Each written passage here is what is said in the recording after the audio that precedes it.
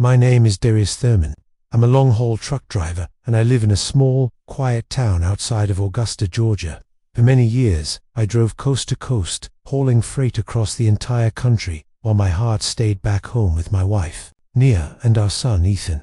If you're just starting to watch this story now, take a deep breath, because what I'm about to tell you is something I never imagined would happen in my own house, under my own roof, while I was out on the road trying to provide a better life for my family. What I found out completely changed my life, and maybe it will change yours, too, especially if you're a parent who has to be away from your kids for work.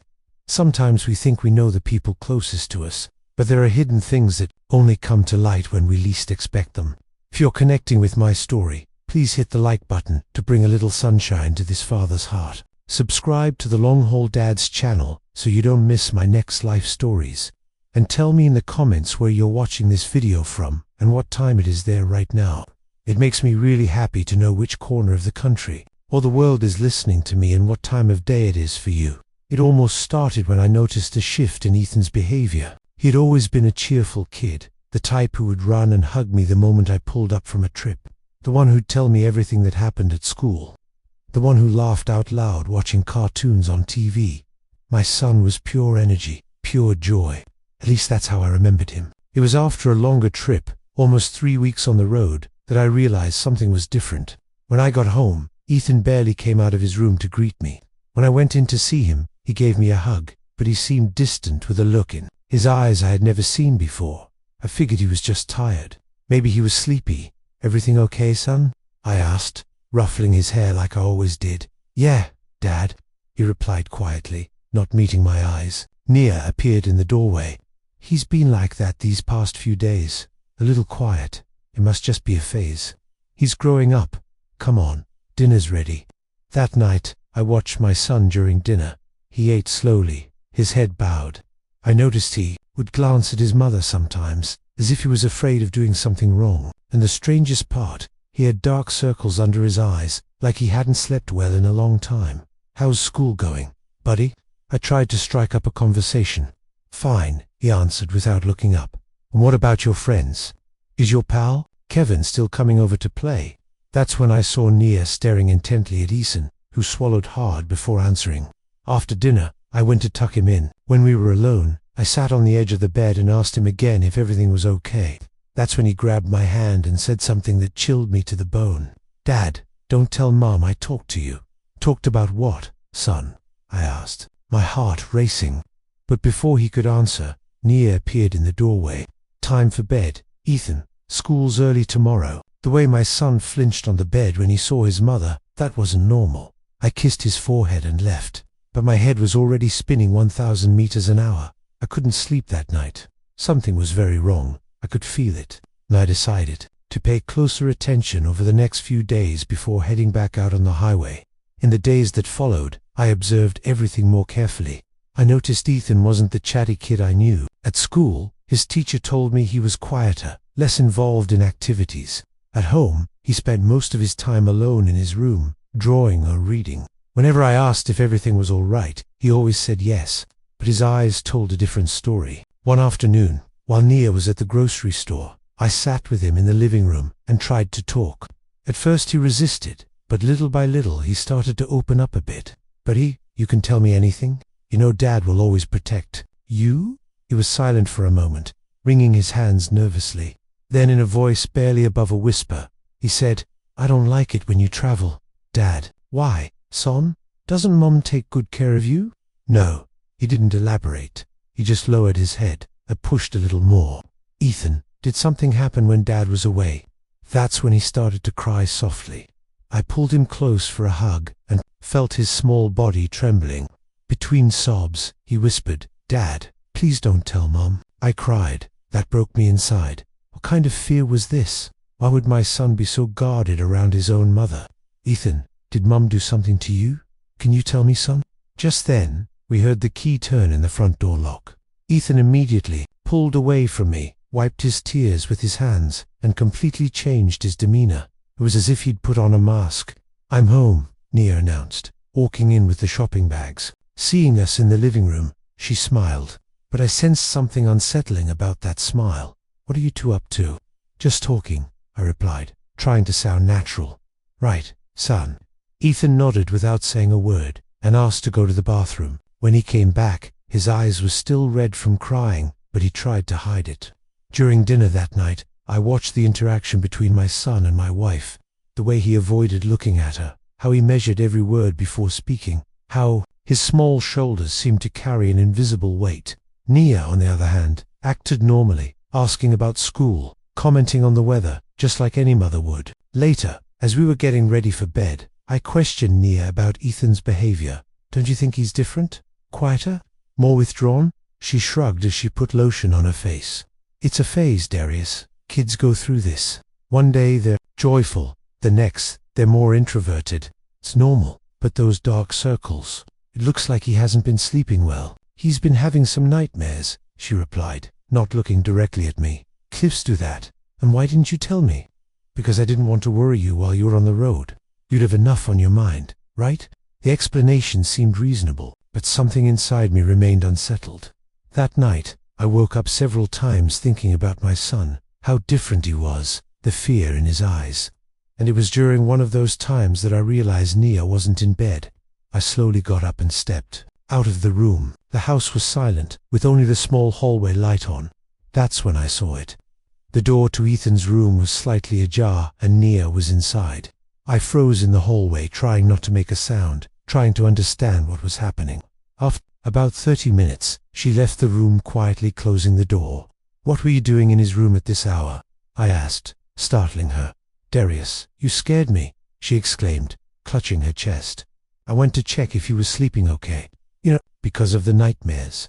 30 minutes to check if he's sleeping okay. He woke up. He was agitated. I stayed there, calming him down. Why? What kind of question is that? Sorry, I replied, trying not to show my suspicion. I was just worried. We went back to bed, but I couldn't sleep anymore. The next morning, after Nia took Ethan to school, I went straight to his room. I didn't know exactly what I was looking for, but I knew I needed to find a clue about what was going on. That's when I saw an old teddy bear I had given him years ago, lying beneath the bed. The bear that Ethan loved so much was now torn in a few places, with the stuffing coming out. That puzzled me. My son had always taken excellent care of his toys. When I picked it up, I noticed something that disturbed me even more. There were dark stains on the fabric that looked like dried tears. The next night, I stayed awake on purpose. And once again, around 11 o'clock, Nia quietly slipped out of our bed and went to Ethan's room. This time, I waited a few minutes and crept up to the door, trying to hear what was going on inside. That's when I heard the muffled sound of crying. My son was sobbing quietly, as if he was terrified of making noise. Discipline, I heard Nia say in a low, firm tone. It's for your own good. What was happening behind that door? What kind of discipline made my son cry in the middle of the night? It was in that moment that I made a decision that would change our lives forever. The next morning, using the excuse that I needed to take care of some company business, I left the house early. My head was buzzing with thoughts and doubts. Was I overreacting? Was it really just a phase, as Nia claimed? But that muffled crying, that fear in my son's eyes, I couldn't shake it. I drove to a store downtown and walked into an electronics shop.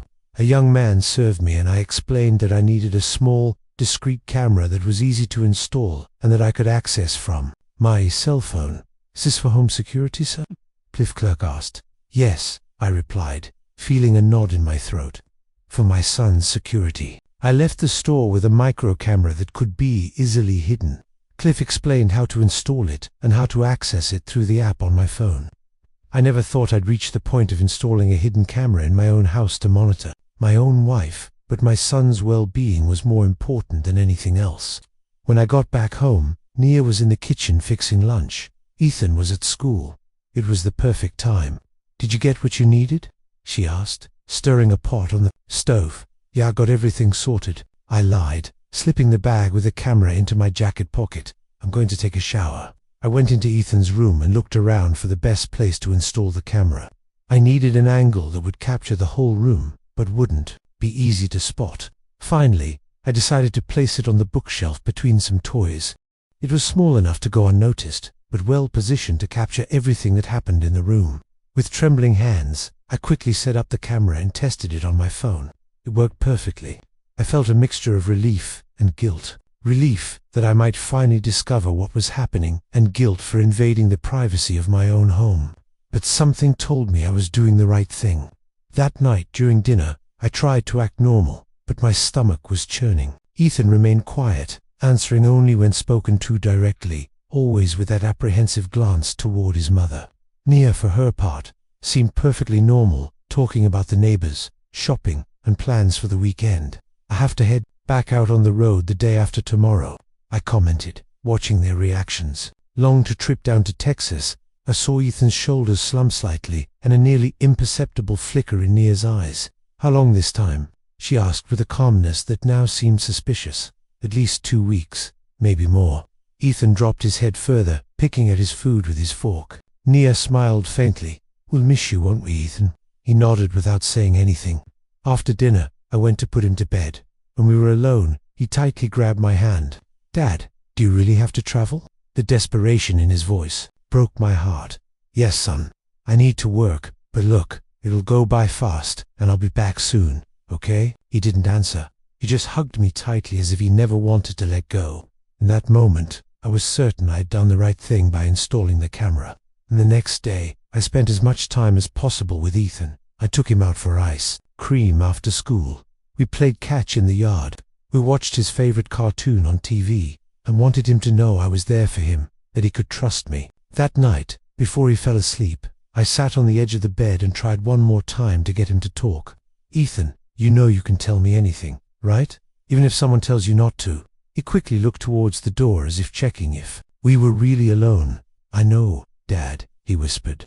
"Is there something happening that you want to tell me? Something that makes you sad or scared?" His eyes welled up with tears, but he held them back. "I can't, Dad." "Why not, son? Why?" He started, but his voice failed. Just then, we heard footsteps in the hall. It was Nia approaching. "It's bedtime. For you, too," she said, standing in the doorway. "You need your rest for your trip tomorrow, Darius." I gave Ethan one last hug and whispered in his ear, "I love you, son. I will always protect you." When I left the room, Nia followed me back to our bed. We laid down, and after a while, I pretended to be asleep. About an hour later, when she thought I was deeply sleeping, she quietly got up and left the room. I quickly reached for my cell phone and opened the camera app. My heart was pounding so hard, I thought it would beat right out of my chest.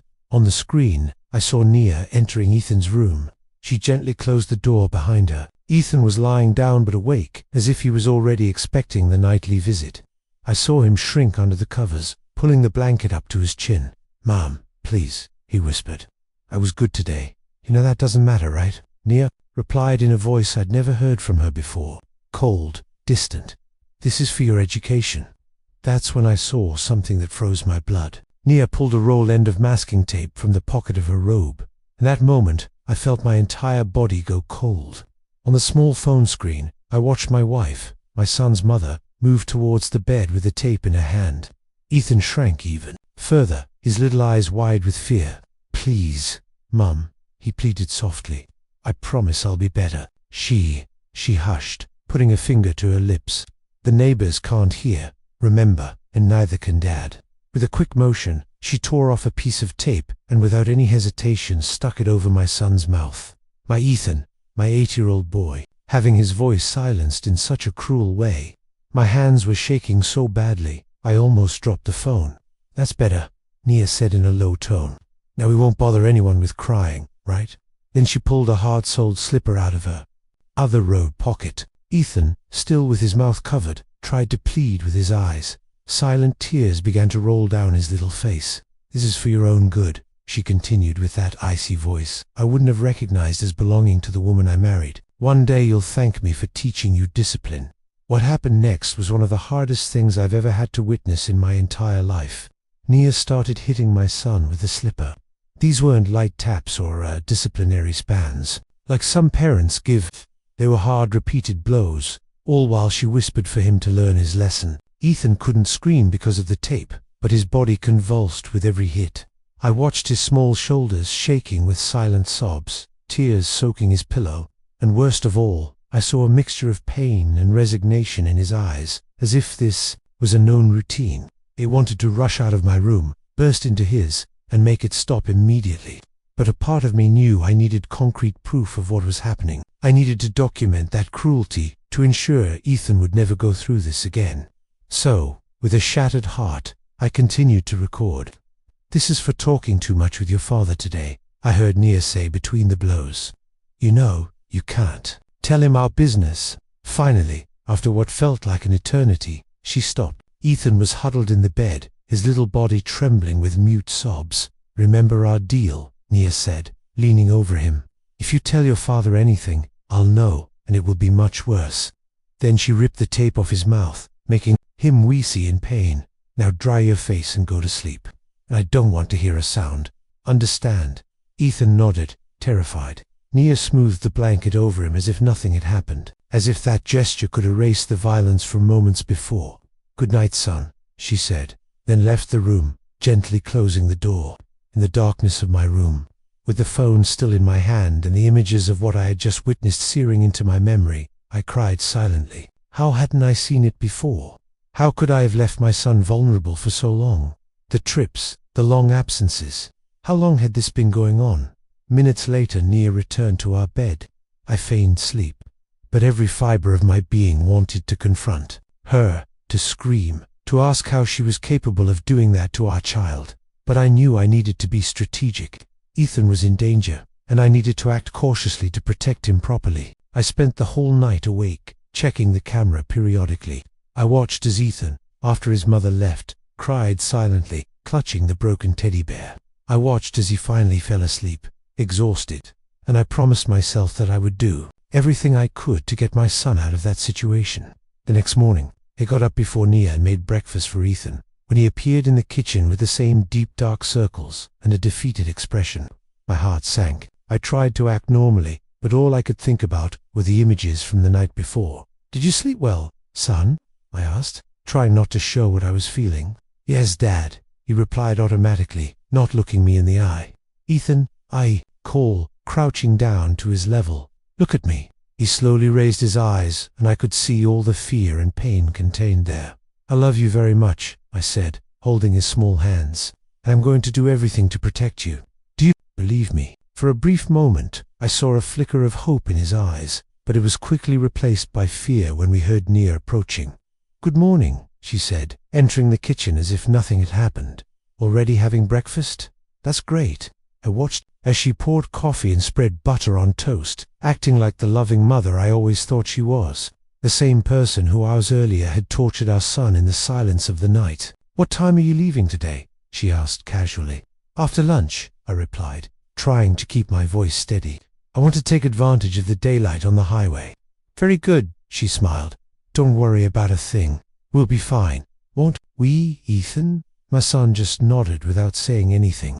After breakfast, while Nia took Ethan to school, I rushed to make a copy of the video from the night before. I needed to ensure that evidence was safe. I transferred the files to a flash drive and also uploaded them to cloud storage.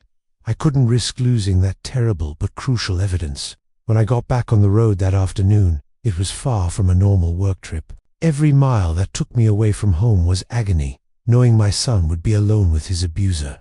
But now I had a plan, and the camera would remain vigilant, recording everything so I could act with the full force of the law.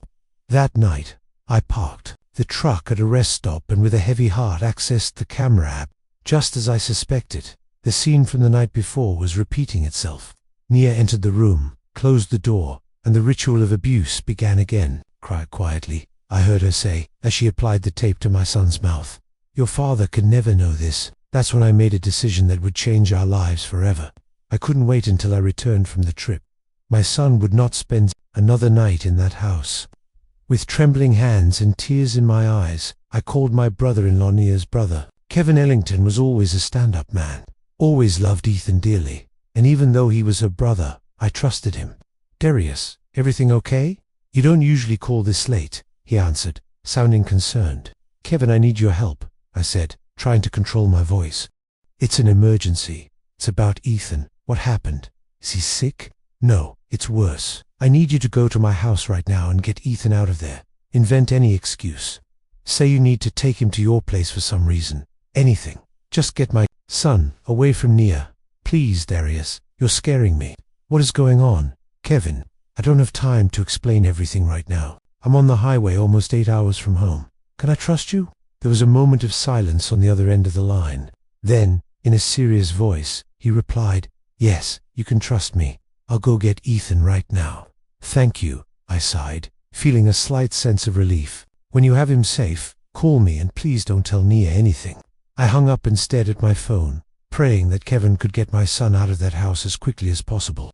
Meanwhile, I got back on the road, driving straight home. I didn't care about the delivery, the job, nothing. I just wanted to get home and protect my son. An hour and a half later, my phone rang. It was Kevin Darius. "I have Ethan here at my house. I told Nia I needed his help assembling a surprise gift for Chloe, since her birthday is coming up. She was a little suspicious, but she let him come. We're home with Chloe." I closed my eyes for a moment, silently giving thanks. "How is he?" "Quiet, kind of scared. He's asked for you several times." "Can I talk to him?" "Sure. Hold on a minute." I heard some shuffling and then my son's voice. "Dad." "Hey buddy," I said, feeling the emotion swell up inside me. "Are you okay there with Uncle Kevin?" "I'm okay," he replied softly. "Dad, are you coming to get me?" "I am, son. I'm driving home right now. I'll get there as fast as I can." "It's okay?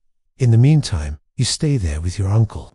He's going to take care of you." "Okay," he said, and I could hear the relief in his voice.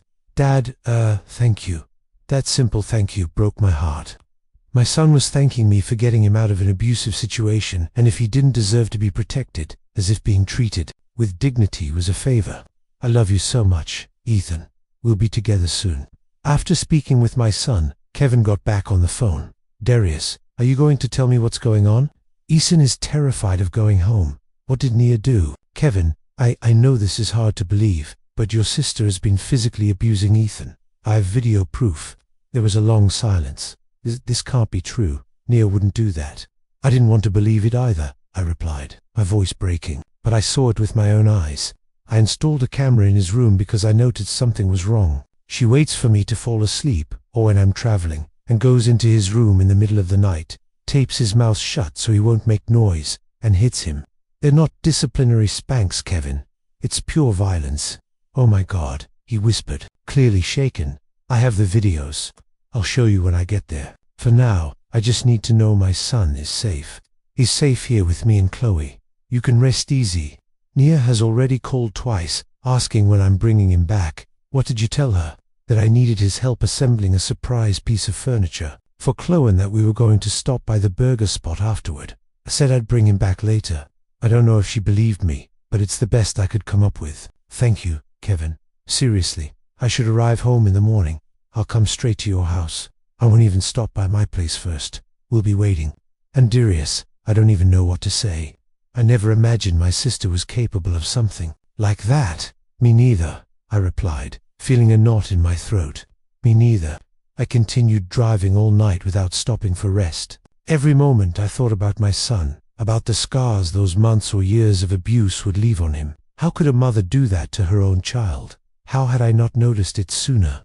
As I drove, I remembered the small signs I had ignored, the dark circles, the withdrawn behavior, the fear in his eyes, Nia's excuses about discipline and education. I remembered all of the times Ethan tried to tell me something but stopped when Nia walked into the room. All the times he begged me not to travel, to stay home. Around 6 o'clock in the morning, I stopped at a gas station to refuel and wash my face. I was physically and emotionally exhausted. While I waited for the attendant to finish pumping gas, I decided to check in once more on what was happening back home. I accessed the camera on my phone and saw that Ethan's room was empty, the bed made, but then I heard Nia's voice on the phone. "I don't know, Mom," she was saying, pacing back and forth in the room. "Kevin picked up Ethan yesterday and still hasn't brought him back. He won't answer my calls. I'm worried." And Darius called, saying he's coming home early from the trip. There was a pause as she listened to her mother's response. "I don't know if he suspects anything. He's been acting strange these last few days, watching things closely, asking a lot of questions about Ethan." Another pause. "Of course I didn't tell him anything. Ethan knows not to talk. He's too scared to tell anyone." I felt my blood boil. She was talking about torturing our son as if it was something normal, like it was a secret that simply shouldn't be shared with me. I have to hang up now. Mom, I'm going to call Kevin again. As soon as she left the room, I closed the app and got back in the truck. I needed to get home as soon as possible. When I finally arrived in town, it was past 9 in the morning. I went straight to Kevin's house as we had agreed. He answered the door with a serious expression. "He's still asleep," Kevin said quietly. "He only managed to drift off around 5 o'clock in the morning. He seemed afraid to close his eyes." "Can I see him?" Kevin led me to the guest room where Ethan was sleeping, curled up in the blankets with a peaceful expression I hadn't seen in a long time. I sat on the edge of the bed and gently ran my hand through his hair. He stirred a little, but didn't wake up. "Dara's," Kevin called from the hall. "We need to talk now." I left the room, leaving the door ajar so I could hear if Ethan woke up. In the living room, Kevin and Chloe were waiting for me, their expressions worried. "I took his shirt off to give him a bath last night," Chloe said, her eyes teary. "He has marks on his back.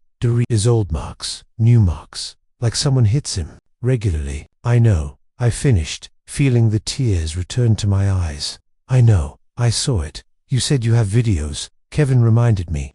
I took out my phone and showed them the recordings from the last 2 nights. Chloe had to leave the room crying. Kevin watched in silence, his face pale, his hands trembling. "Oh my God, Darius," he said when the videos finished. This is monstrous. I can't believe my own sister." "Me neither," I replied, putting away the phone. "But we need to act fast. Nia's already suspicious. She's called you several times. I need to take Ethan somewhere safe and go to the police." Just then, we heard a small voice coming from the hallway. "Dad." Ethan was standing there rubbing his sleepy eyes. When he saw me, he ran to me and threw himself into mine arms, sobbing. I hugged him tightly, promising myself that I would never let anyone hurt my son again. "It's all right now, son," I whispered in his ear. "Dad's here. No one will hurt you anymore." He clung to me as if his life depended on it. And in a way, it really did. I sat on the sofa with Ethan in my lap, his face buried in my chest, his small hands clutching my shirt as if he feared I might disappear at any moment. Kevin and Chloe gave us space, going into the kitchen to make coffee. I just sat there holding my son, feeling his trembling body gradually calm down. "Buddy," I called softly when I felt he was more relaxed. "I need to talk to you about something really important." He lifted his face, his eyes still red from crying. There was so much fear there, so much pain for a child so small.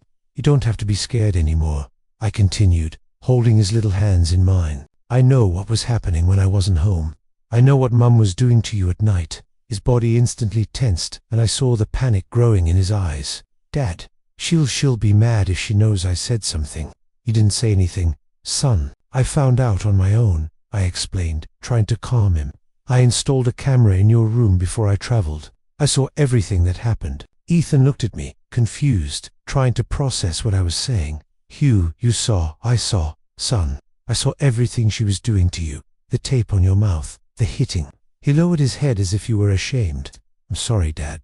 Those 2 words broke me. My son apologizing for being a victim of abuse. I held his face in my hands, making him look at me. "Ethan, listen closely to what Dad is going to say. You didn't do anything wrong. Nothing. What Mum did to you is wrong. Very wrong. No adult, not even a parent, is allowed to hurt a child like that. Do you understand that?" He nodded slowly, but I saw the doubt still in his eyes. Years of manipulation and fear wouldn't be erased. With a few words, "How long has this been going on, son?"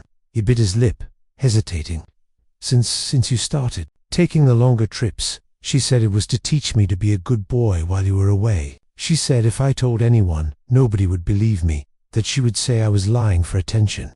I closed my eyes for a moment, feeling a physical pain, thinking that this had been going on for so long, practically an entire year, and I hadn't realized it. All those trips, all those nights, I left my son alone with his abuser. And when I was home, did she do this too? He shook his head. "Not as much. Only when you were asleep. She would wait until you were deeply asleep and come into my room, but it was quicker because she was afraid you'd wake up and hear something." I remembered all the times I woke up and found her returning to bed, claiming she'd gone to the bathroom or gotten water. All the mornings I found Ethan looking defeated with dark circles and no energy.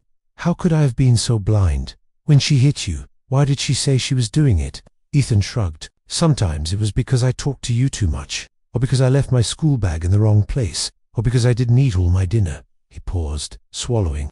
"But most of the time, She said she didn't need a reason, that it was so I could learn to be strong. A tear escaped my eye, and I quickly wiped it away. I needed to be strong for him now. Ethan, look at me, I asked, waiting for his eyes to meet mine. As of today, this is over. You will never go through this again. Never, I promise you. And Mum, she's going to be really mad when she knows you know. Don't you worry about her. You won't be alone with her ever again. Just then, Kevin returned to the living room, bringing a tray with hot cocoa and cookies. Cliffy came behind him, her eyes still red from crying. Look, Ethan, Kevin said, forcing a smile. Aunt Chloe made hot cocoa for you. Ethan looked at the tray, then at me, as if asking for permission. Go ahead, son, you must be hungry. He climbed off my lap and went to sit at the table where Chloe helped him pour the cocoa into a colorful mug. While he ate, Kevin gestured for me to follow him out to the backyard. So Darius, what are you going to do now? I'm going to the precinct, I said, determined. I'm going to show the videos, file a report, and ask for a restraining order for Ethan. I'm going to do everything necessary to keep my son safe. You know this is going to destroy your family, right? That Nia could go to jail. I looked at him, seriously. Cliff, I know she's your sister, but what she did, what she's been doing for months, that already destroyed our family. A mother who tortures her own child doesn't deserve that title. And yes, if the justice system decides she should go to jail, so be it. He nodded slowly. You're right. It's just hard to accept that your own sister is capable of something like that. But Ethan comes first. He's just a kid. Exactly, I agreed. And I failed him once. I won't fail him again. What can I do to help? You're already helping Kevin by giving us shelter, by protecting my son when I couldn't. I just need you and Cliffy'd stay with Ethan while I go to the precinct. I don't want him to go through this right now. Of course, no problem. He can stay here as long as necessary. We went back inside and found Ethan more cheerful, talking quietly with Chloe while she served him more cookies. It was the first time in a long time that I'd seen him like this, almost relaxed, almost like the boy he should be. Buddy, I called, kneeling beside him. Dad needs to go out for a few hours to take care of some important things. You'll stay here with Uncle Kevin and Aunt Chloe, okay? The panic immediately returned to his eyes. You'll come back, right, Dad? Promise. Of course. I'm coming back, son. I promise. I'm just going to sort some things out to make sure you're safe. Mom is going to come and get me, isn't she? No, I replied firmly. She's not coming here. Are you sure?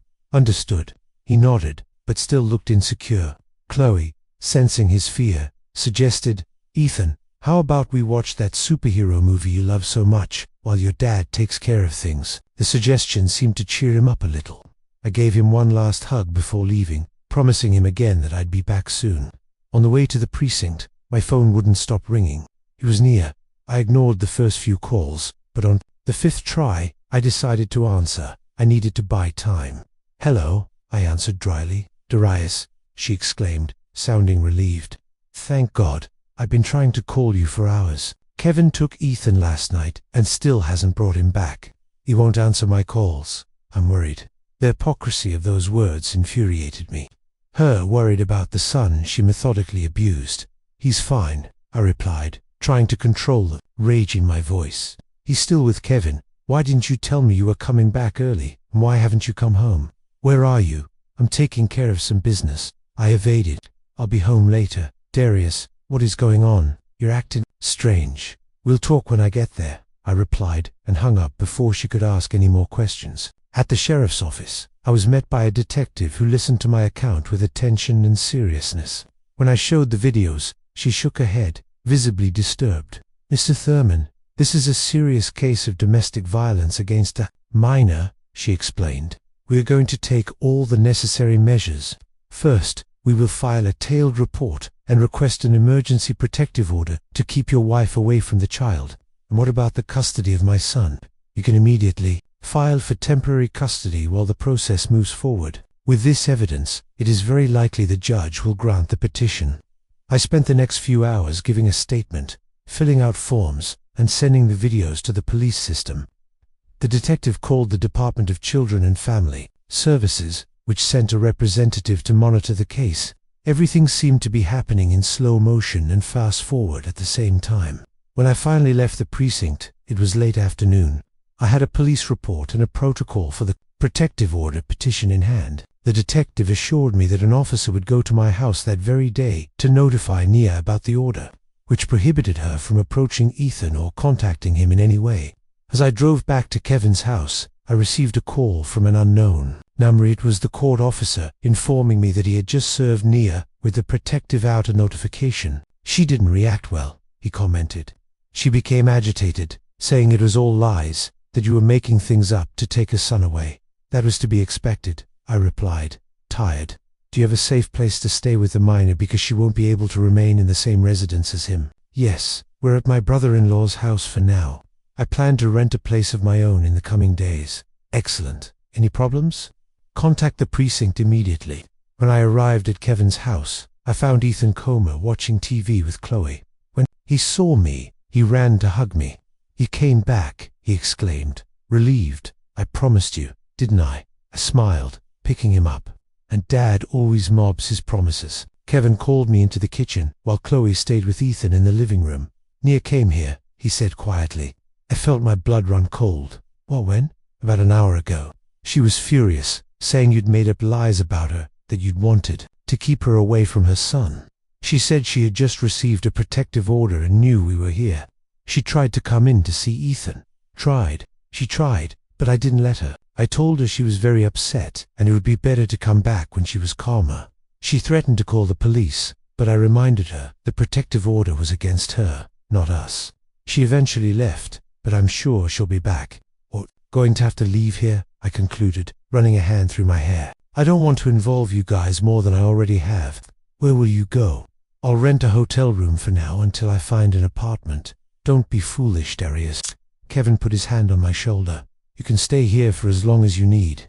My house is big. We have the guest room. Ethan is already feeling comfortable here. I don't want to cause trouble for you and Chloe. Nia is your sister. This is very complicated. She is my sister. Yes, but what she did is unforgivable. Ethan is just a child. He didn't deserve to go through this. You're staying here until he gets settled again. End of story. I felt a wave of gratitude for that man who, despite being the brother of the person who had caused so much harm, chose to side with what was right, with justice and the protection of an innocent child. That night, when I tucked Ethan into the guest room, he asked me to stay until he fell asleep. I lay down beside him, and we remained in silence for a few minutes. Dad, he called quietly.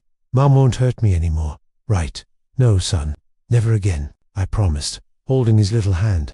Dad is going to protect you, always. She got really mad because you found out. I think so, but that doesn't matter anymore. What matters is that you're safe now.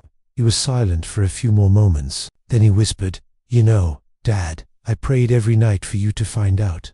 I was so scared to tell you. I felt tears return to my eyes. I'm so sorry I didn't find out sooner. Son, I'm so sorry. It wasn't your fault. Dad, he said with a wisdom beyond his years.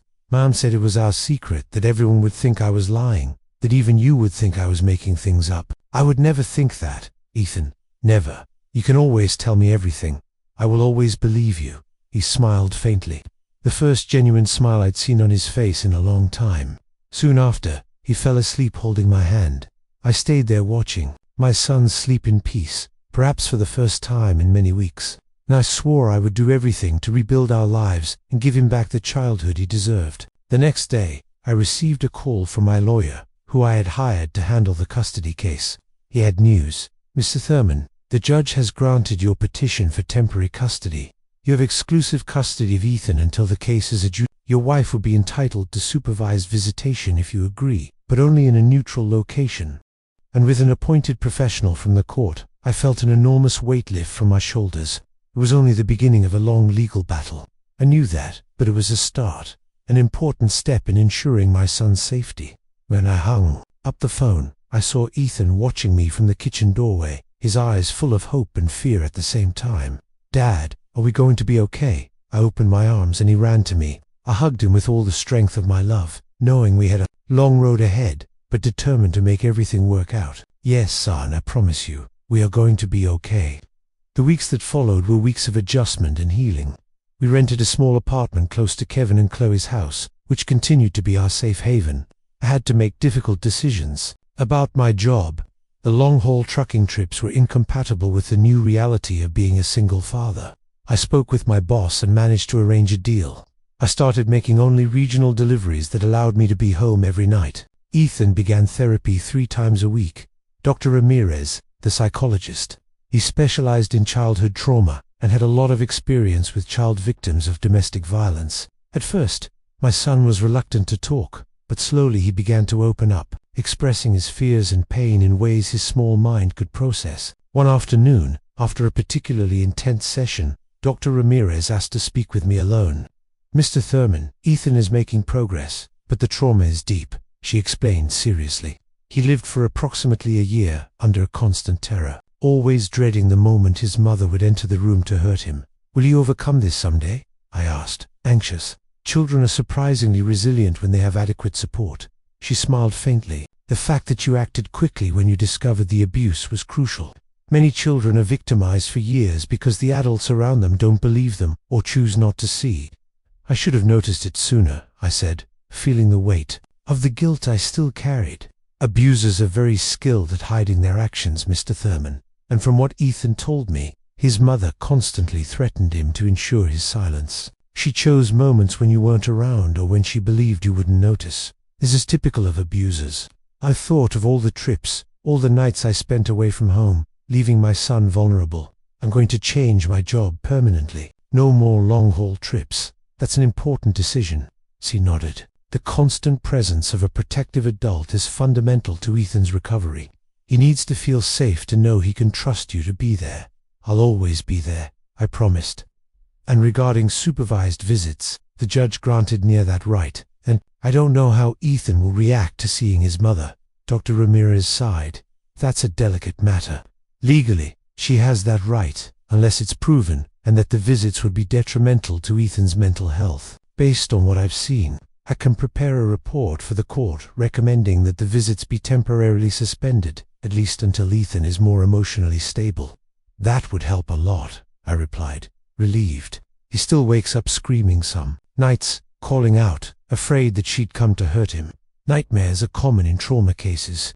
They will decrease with time in therapy." She paused. "Mr. Thurman, there's one more thing we need to discuss. Ethan mentioned that his mother used religion to justify the punishments. She said it was biblical discipline, that she was doing it for his own good." I felt my stomach churn. She was never particularly religious with me. I never imagined she would use that as an excuse, for I couldn't even finish the sentence. "Unfortunately, this is more common than one might imagine. Some people twist religious concepts to justify violence against children. This also explains part of the moral confusion Ethan feels. He was led to believe he deserved the suffering that it was for his benefit." I left that session with a heavy heart, but also with more clarity on how to help my son. On the way home, we stopped at the ice cream parlor, a small ritual we had established after therapy sessions. It was our way of turning a potentially difficult day into one that ended on a positive note. "How was the conversation with Dr. Ramirez today, son?" I asked as he licked his chocolate ice cream. "It was good," he replied more openly than he usually was. "She taught me how to breathe in a special way when I start to feel scared." "And does it work?" He shrugged. "Sometimes when it's not a really big scare, and when it is a really big scare, what do you do?" "I think about you, Dad," he said simply. "I think that now you're going to protect me." Those simple words made my eyes well up. I put my arm around his shoulders and pulled him close. "Always, son, always." That night, while Ethan slept, Kevin came over for a visit. He seemed tense, worried. "What's wrong?" I asked, offering him a coffee. "Nia's trying to build a case against you," he said, directly. "She went to our mom's house today, and I was there. She said she's going to prove you're an absent father, that you always left Ethan's upbringing in her hands while you traveled, and that you're now using false accusations to take her son away." "False accusations," I repeated, incredulous. "I have videos, Kevin, videos of her torturing our son." I know. He tried to calm me. "I'm just telling you what she's planning. She says she's going to find witnesses, neighbors, relatives, people from Ethan's school who will say she was always a good, dedicated, loving mother. And what those people say matters more than the concrete evidence of what she was doing when no one was looking," I argued, frustrated Duras. You know how complicated the justice system can be. especially when it comes to custody disputes. Kevin sighed. She's leveraging the fact that you spend a lot of time away from home for work. I ran a tired hand over my face. That's why I already changed my work routine. I'm only doing local deliveries now. That's good. Kevin nodded. It will help show the judge you are committed to Ethan's well-being. I shouldn't have to prove that, I argued. I'm not the one who was hitting my son every night, taping his mouth shut so no one would hear his screams. Kevin sighed, Sora. Deeply. I know it's outrageous, but she is the mother. Unfortunately, in many cases, the system tends to favor mothers. Even when there's evidence of abuse, you'll have to prepare for a difficult battle. I'm prepared to face whatever is necessary for my son. In the days that followed, I received notification that Nia had filed a petition to revoke the protective order and the temporary custody. As Kevin had warned me, she was building a case based on my supposed absence as a father due to work travel. Following my lawyer's advice, I began to meticulously document our new routine. I took Ethan to school every morning and picked him up every afternoon. I attended all his therapy sessions. I participated in school meetings. We went on outings together on weekends. I took photos, saved receipts, and requested statements from the school and the psychologist. At home, Ethan continued to have occasional nightmares, but they were becoming less frequent. Little by little, he was returning to the cheerful boy I remembered, although he still had moments of sudden fear or deep sadness. One night, while helping him with his homework, he asked me a question that took me by surprise. Dad, Mom didn't love me, did she? I put down the pencil I was holding and turned completely toward him. Why do you ask that, son? He shrugged, but I could see he was fighting back tears. Because she hurt me so badly. You only hurt people you don't love, right? How do you explain something so complex to an 8-year-old? How do you make him understand that the problem wasn't him? It never was him. Ethan, what Mom did to you has nothing to do with whether you're a good or bad boy or whether she loved you or not. There are adults who are sick in here. I pointed to my head, and in here, I pointed to my heart. They do very bad things because they don't know how to handle their own feelings and problems. Till Mom is sick, he asked, trying to understand. In a way, yes. It's not a sickness like the flu or a stomachache. It's a sickness that makes a person hurt others, especially those who can't defend themselves. And that is very, very wrong. He was silent for a moment, processing what I had told him. Will she ever get better? That was the hardest question. I don't know, son. Some people manage to realize they are sick and seek help to get better. Others don't. But the most important thing is that you are safe now. Now I'm going to do everything I can to keep you that way. And if the judge says I have to go back and live with her, he asked with evident fear in his voice, that's not going to happen, I assured him, pulling him into a hug. We have proof of what she did, and your well-being is what matters most to the judge. Plus, Dr. Ramirez is helping to explain to the court that you need time to feel safe again. That conversation continued to resonate in my mind for days. My son so small, trying to understand why his own mother had subjected him to such cruelty. How does a child process something like that? How do they overcome it? 2 weeks later, we received the news. Nia's petition to revoke the protective order had been denied. Dr. Ramirez's report, along with the videos and Ethan's own testimony, given in a protected environment with psychological support, were decisive. The judge not only maintained the protective order, but also temporarily suspended the right to supervised visits, determining that Nia would have to undergo psychological evaluation and mandatory treatment before any contact with her son could be re-established. It was a significant victory, but I knew the battle wasn't over yet. Nia wouldn't give up easily, and we still had to face the final hearing to determine permanent custody. That night, as Ethan slept peacefully for the first time in many weeks, I sat on the balcony of our small apartment and reflected on everything we had been through. The terrible discovery, the desperate rescue, the nights of nightmares, the therapy sessions, the court battles. It had been the most difficult period of our lives, but also the start of our healing. I looked up at the stars, thinking about how our future now seemed a little clearer, a little more hopeful. Ethan was starting to smile again, to play, to trust he had found a new balance between work and family, prioritizing what really mattered. And although the road was still long, for the first time in a long time, I truly believed we would be okay. My phone vibrated with a message. It was Kevin sending a photo he had taken that day during a barbecue at his house. Ethan was smiling as he held a marshmallow on a stick over the grill. his eyes shining with a genuine joy I hadn't seen in so long. Below the photo was Kevin's message. "That smile is worth every battle, isn't it?" I replied, my heart full. Every single one. Today, almost 2 years after that fateful night when I installed the camera in my son's room, our lives have taken a completely different path. We live in a small but comfortable house, with a yard where Ethan can play, and where we planted a small vegetable patch together. I have a stable job as a logistics manager for a local transport company. No more long trips. I'm always home every night. Ethan is 10 years old now. The nightmares that were once frequent are now rare. He continues therapy, but we've reduced it to once a week. Dr. Ramirez says his progress is remarkable, although some emotional scars will probably stay with him for a long time. He has learned to deal with those wounds, to understand that what happened wasn't his fault, and to recognize warning signs and ask for help when needed. At school, my son is once again an engaged student. He has made new friends and recently joined the soccer team. Seeing the joy on his face when he scores a goal, hearing his carefree laugh while playing with his teammates, those are the moments that show me our fight was worth it. As for Nia, the justice system took its course. After many hearings and psychological evaluations, she was found guilty of child abuse and mistreatment. She was sentenced to community service and mandatory psychiatric treatment, in addition to the definitive loss of Ethan's custody.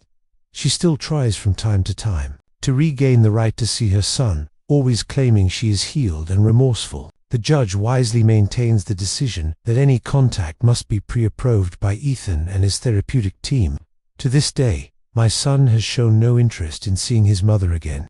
When the subject comes up, he becomes quiet, thoughtful, and usually changes the topic. Dr. Ramirez explained that this is normal and healthy. He's protecting himself, setting boundaries, something that was denied to him for so long. Perhaps one day when he is older and emotionally prepared, he will decide to resume some form of contact, but that will be his decision when and if he is ready. What struck me most throughout this journey was realizing how domestic violence against children can happen silently right under our noses. Nia maintained a perfect image of a dedicated mother in everyone's eyes. Neighbors, family, teachers. No one would ever suspect what she did when the doors closed. No one, except her terrified son, who had no voice or power to defend himself. I learned to always be alert to the signs. Ethan's behavioral changes weren't just a phase or growth, as Nia tried to convince me. They were silent cries for help that I, unfortunately, was slow to hear. Today, I am much more observant, not just with my son, but with other children around me. I've identified suspicious situations a few times and haven't hesitated to contact the competent authorities. It's better to investigate and find out everything is fine than to ignore it and allow another child to continue suffering. At home, we built a relationship based on absolute trust. Ethan knows he can tell me anything without fear of judgment or punishment. We have our rules and boundaries, of course, but they are always discussed with respect and affection. Discipline is taught through conversations, logical consequences, and example. Never ever through physical or psychological violence. One of the things I am most proud of is seeing how Ethan has become an empathetic and protective child. At school, he often defends classmates who are being bullied or who seem vulnerable. Everyone deserves to feel safe. Dad, he told me once with wisdom beyond his years. Recently, I was invited to give testimony at a support group for single parents who have gone through domestic violence situations. I shared our story highlighting the importance of being alert to the signs, of believing children when they try to communicate that something is wrong, and of acting quickly when there is suspicion of abuse. After my talk, a woman approached me crying she had just discovered that her ex-husband was abusing their son during weekend visits. I installed cameras after noticing strange behavior in the child, just like you did. Your testimony gave me the courage to move forward with the process, he said, squeezing my hand. Knowing that it's possible to rebuild your life, that children can recover. That gave me hope, and that is what I carry with me every day. Hope. Hope that Ethan continues his path of healing, that he grows up strong and confident, despite the adversities he faced so early in life. Hope that our story can help other families identify and interrupt cycles of violence. Hope that as a society, we can better protect our children.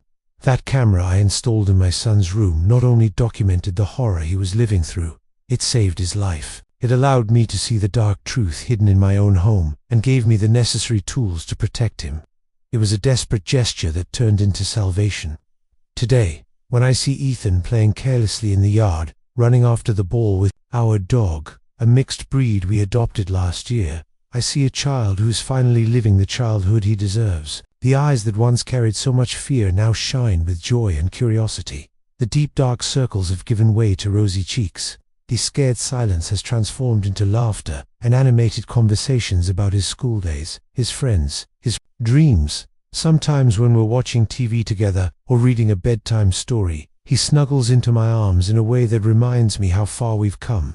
In those moments, I silently give thanks for having followed my instincts that night, for not having ignored the signs, for having the courage to face the truth, no matter how painful. The journey wasn't easy. There were days of despair, doubt, and guilt.